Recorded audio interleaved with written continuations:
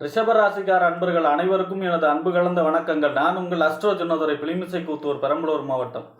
நிகழும் மங்களகரமான குரோதி வருடம் தமிழ் மாதங்களில் 9வது மாதம் மார்கழி மாதம் ரிஷபராசிக்காரர்களுக்கு எப்படிப்பட்ட கிரக நிலைகள் இருக்கிறது, அதனால் என்ன பலன்கள் ஏற்படும் என்பதை பற்றி இந்த காணொலியிலே பார்ப்போம். இதுபோன்று தொடர்ந்து தமிழ் மாத ராசி பலன்களை தெரிந்து கொள்ளவும், ஜோதிட தகவல்களை தெரிந்து கொள்ளவும் நமது சேனல் ஆஸ்ட்ரோ ஜுன்னதுரையை சப்ஸ்கிரைப் செய்து கொள்ளுங்கள், லைக் பண்ணுங்க, நண்பர்களுக்கு ஷேர் பண்ணுங்க. அதாவது சூரியன் தனுசு ராசியில சஞ்சரிக்கக்கூடிய காலம்தான் இந்த மார்கழி மாதம். தனுசு ராசி குருவுடைய வீடு. குருவுக்கு இன்னொரு வீடு இருக்கு, மீன ராசி. ஆனாலும் தனுசு ராசியில தான் மூலத்திரிகோணம் அடைவார் குரு. மூலத்திரிகோணம் அப்படின்னா அந்த கிரகம் அந்த இடத்துல இல்லைனாலும் அவருடைய ஆதிக்கம் நிறைந்ததாக சொல்லப்படுகிறது. அப்ப குருவுடைய முழுமையான ஆதிக்கம் நிறைந்தது இந்த தனுசு, அதாவது மார்கழி மாதம். இந்த மாதம் அதாவது காலச்சக்கரத்துக்கே இந்த தனுசுங்கிறது 9. குரு தெய்வம் சொல்லக்கூடிய இடம். குரு பார்க்க கோடி தோஷம் இருக்கும். தெய்வ அருள் நிறைந்த மாதம் இந்த மார்கழி மாதம். அதாவது தட்சணாயனம் முடிவு அடையக்கூடிய டைம். அதாவது தேவர்களுடைய இரவு பொழுது ஆடி மாதத்திலிருந்து 6 மாதம் மார்கழி மாதம் வரை நடக்கக்கூடிய இந்த தட்சிணாயனம் முடிவு வரக்கூடியது. அதாவது விடியற் காலை பொழுது. அதாவது நம்ம டெய்லி சொல்லுவோம் இல்லையா, 4 to 6 பிரம்ம முகூர்த்தம், அதுபோல உள்ள மாதம் இந்த மாதம். இந்த மாதத்திலே அதிகாலையில் எழுந்து அவரவர் தெய்வத்தை வழிபாடு செய்யும் பொழுது அந்த தெய்வத்துடைய அருள் விரைவாக கிடைக்கும். அதாவது திருவம்பாவெல்லாம் படிப்பாங்க இல்லையா, டெய்லி ஒரு பாசுரம் படித்து நினைத்த காரியம் கைகூடக்கூடிய அமைப்பு. அதேமாரி திருமணம் சம்பந்தமான தடையெல்லாம் நீங்கி திருமணம் கைகூடக்கூடிய அமைப்பெல்லாம் நடக்கிறது இல்லையா. ஆக இந்த மாதம் அதிகாலையிலே இறை வழிபாட்டிற்கு மிக மிக மிக அற்புதமான மாதம் இந்த மார்கழி மாதம். அதிகாலையிலிருந்து இறை வழிபாடு செய்வதற்கு சிறப்பான மாதம்.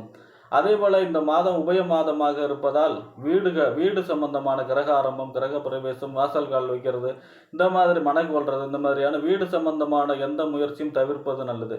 மற்றபடி இந்த மாதம் இறை வழிபாட்டிற்கு சிறப்பான மாதம். அதே போல இந்த மாதம் அதாவது மார்கழி மாதம் 15ஆம் தேதி ஆஞ்சநேயர் ஜெயந்தி. அன்றைய தினம் ஆஞ்சநேயரை வழிபாடு செய்வது சிறப்பு.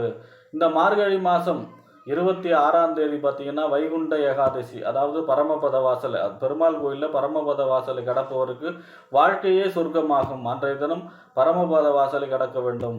அடுத்ததாக இந்த மாதம் 29ஆம் தேதி ஆருத்ரா தரிசனம். அன்றைய தினம் சிவபெருமானை, மார்கழி மாதம் 29ஆம் தேதி ஆருத்ரா தரிசனம். அன்றைய தினம் சிவபெருமானை வழிபாடு செய்வது சிவபெருமானுடைய அருளை பெற்று தரும். ஆக இப்படிப்பட்ட சிறப்பு வாய்ந்த இந்த மார்கழி மாதத்திலே ரிஷபராசிக்காரர்களுக்கு உங்கள் ராசிநாதன் சுக்கரன், உங்கள் ராசிக்கும் 6ஆம் இடத்திற்கு அதிபதியும் சுக்கரன் தான்.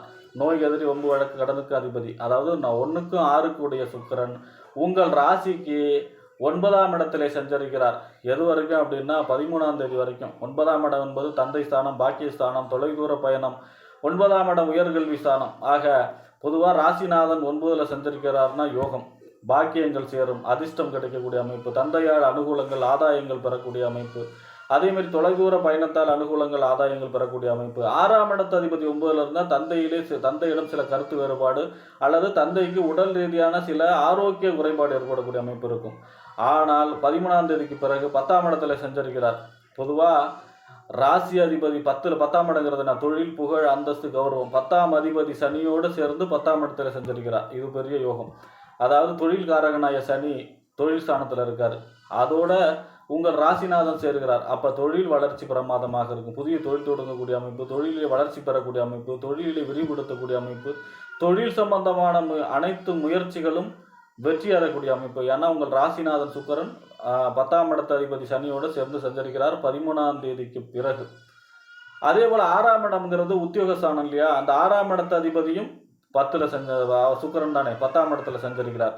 அப்போ உத்தியோகம், தொழில் சம்பந்தமான முயற்சிகள் கைகூட வரக்கூடிய அமைப்பு மிகச்சிறப்பாக இருக்கிறது. ராசிநாதன் இந்த மாதம் அனுகூலமான பலன்கள் இருக்கிறார். ஆனாலும் சனியோடு சேருகிறார். அப்படிங்கும்போது மகாலட்சுமி வழிபாடு செய்வது, வெள்ளிக்கிழமையிலே பெருமாள் கோயிலே தாயார் சன்னதிக்கு சென்று மகாலட்சுமி வழிபாடு செய்வது சிறப்பு ரிஷபராசிக்காரர்களுக்கு. அடுத்ததாக உங்கள் ராசிக்கு 2ஆம் இடத்து அதிபதி வாக்கு, தனம், குடும்பஸ்தானம், வருமானஸ்தானம். இந்த 2ஆம் இடத்திற்கும் 5ஆம் இடத்திற்கும் அதிபதி. 5ஆம் இடம் என்பது புத்தி, சிந்தனை, செயல்திறன், பதவி, விளையாட்டு, பூர்வ புண்ணியஸ்தானம், புத்திரஸ்தானம். இந்த 2க்கும் 5க்கும் உடையவர் யார் அப்படின்னா புதன் 7ஆம் இடத்திலே சஞ்சரிக்கிறார். கணவன் அல்லது மனைவி ஸ்தானம், நண்பர்கள் ஸ்தானம், கூட்டு தொழில் ஸ்தானம், 7ஆம் இடம் என்பது சமூகம், வாடிக்கையாளர்களை சொல்லக்கூடிய இடம். ஆக பொதுவாக இந்த 2ஆம் இடத்து அதிபதி 5ல் 7ல் செஞ்சிருக்கிறார்னாலும் திருமணம் சம்பந்தமான முயற்சி கைகூடக்கூடிய அமைப்பு, குடும்பத்தில் சுப நிகழ்ச்சிகள் பெறக்கூடிய அமைப்பு, நண்பர்கள் மூலமாக அனுகூலங்கள் பெறக்கூடிய அமைப்பு. 5ஆம் இடங்கிறது புதிய பதவி கிடைக்கக்கூடிய அமைப்பு. அதே போல் பார்த்திங்கன்னா 5ஆம் இடங்கிறது நம்மளுடைய பூர்வ புண்ணிய ஸ்தானம் இல்லையா? அப்போ அதிர்ஷ்டம் கிடைக்கக்கூடிய அமைப்பு. காதல் ஸ்தானம் 5ஆம் இடம்.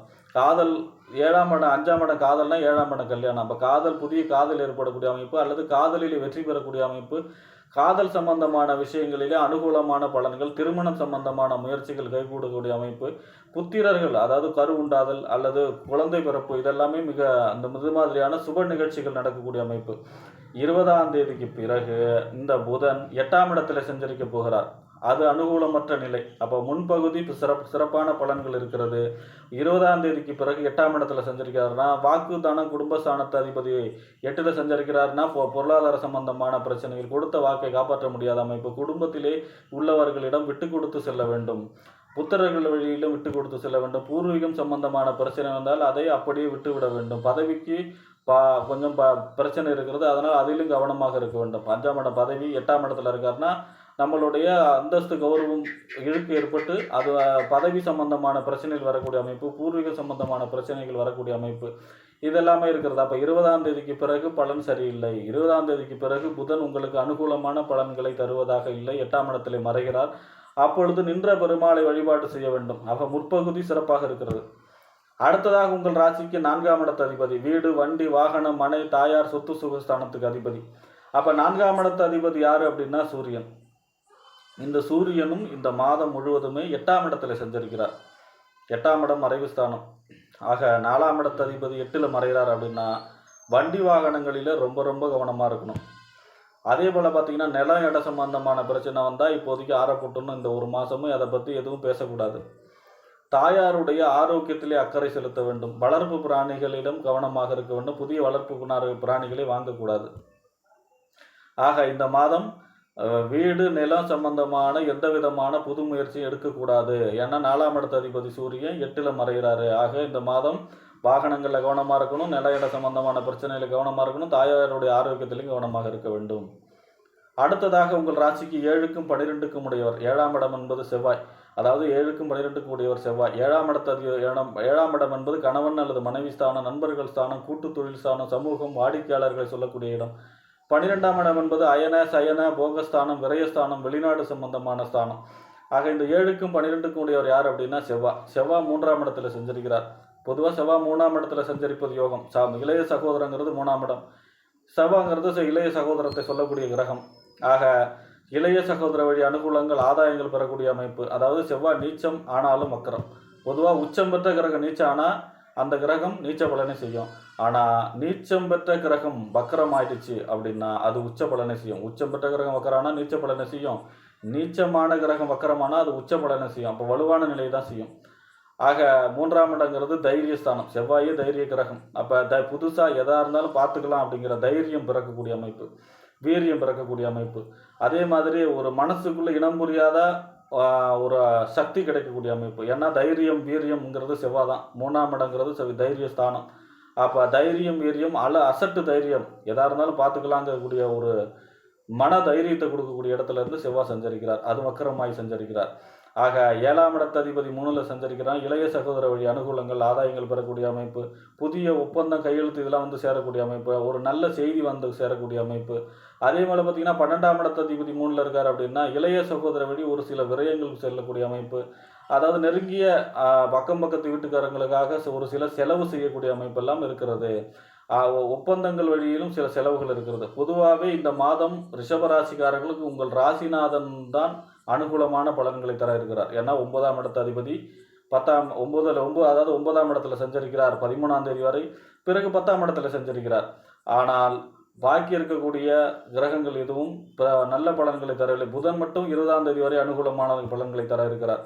பொதுவாக இந்த மாதம் ரிஷப ராசிக்காரர்களுக்கு வழிபாடு மூலமாக வெற்றி பெறக்கூடிய மாதம். ஏன்னா சுக்கிரனும் சனியோடு தான் சேர்ந்து உங்கள் ராசிநாதன் சனியோடு சேர்ந்து சஞ்சரிக்க போகிறார் 13ஆம் தேதிக்கு பிறகு 10ஆம் இடத்துல சஞ்சரித்தாலும் கூட.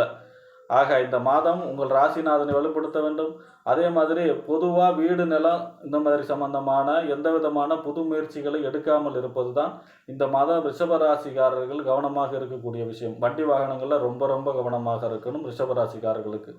இந்த மாதம் வழிபாடு, அதாவது மகாலட்சுமி வழிபாடு, நின்ற பெருமாள் வழிபாடு செய்வது, சிவபெருமான் வழிபாடு செய்வது, இது எல்லாமே ஆருத்ரா தரிசனத்தில் சிவபெருமான் வழிபாடு, இது எல்லாமே ரிஷபராசிக்காரர்களுக்கு யோகமான பலன்களை கொண்டு வரும் இந்த மார்கழி மாதம். ஆக இந்த மாதம் ரிஷபராசிக்காரர்களுக்கு அதாவது பொதுவாகவே எந்த கிரகம் எப்படி போனாலும் ராசிநாதன் வலுவாக இருந்தால் எல்லாத்தையும் சமாளிக்கக்கூடிய ஆற்றல் இருக்கும். அதனால ராசிநாதன் வலுவாக தான் இருக்கார். அதனால இந்த மாதம் எதையும் சமாளிக்கக்கூடிய ஆற்றலும் தைரியமும் பிறக்கக்கூடிய மாதமாக ரிஷபராசிக்காரர்களுக்கு அமையும் என்று கூறி விடைபெறுகிறேன். நன்றி, வணக்கம்.